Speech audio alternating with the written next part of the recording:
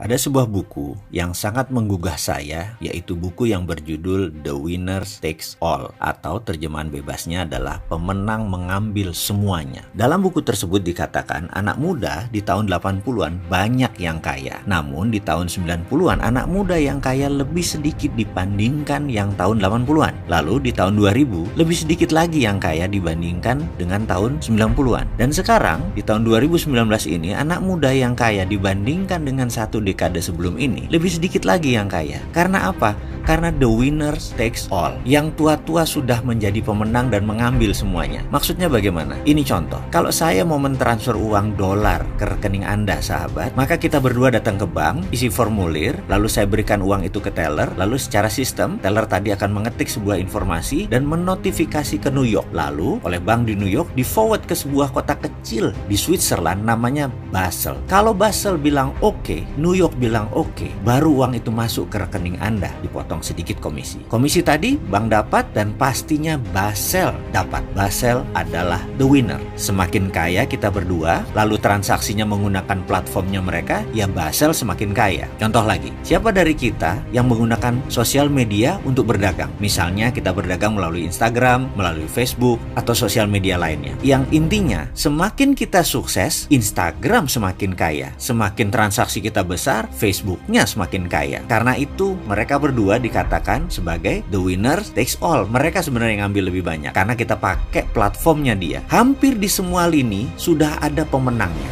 dan pemenang tersebut sudah mengambil semuanya atau setidaknya mayoritas. Yang jadi pertanyaan mendasar dari itu semua adalah apakah dengan sistem yang ada saat ini, sistem IMF, sistem inflasi, sistem keuangan negara, sistem currency, sistem internet, sistem digital komunikasi, dengan semua sistem tersebut kemiskinan hilangkah dari muka bumi? Apakah jarak orang kaya dengan orang miskin semakin mendekat atau hilang, atau malah berjarak semakin jauh? Setahu kita malahan yang super kaya semakin kaya dan yang miskin susah sekali menjadi sejahtera. Artinya apa? Artinya the system doesn't work. Artinya sistemnya tidak bekerja. Artinya sistemnya salah. Yang jadi pertanyaan berikutnya, mengapa sudah tahu salah kok masih dipertahankan, masih digunakan, bahkan masih diagung-agungkan, masih dilindungi dengan peraturan-peraturan sebuah negara? Kita seharusnya menciptakan sesuatu yang baru, yang lebih baik lagi untuk kemanusiaan.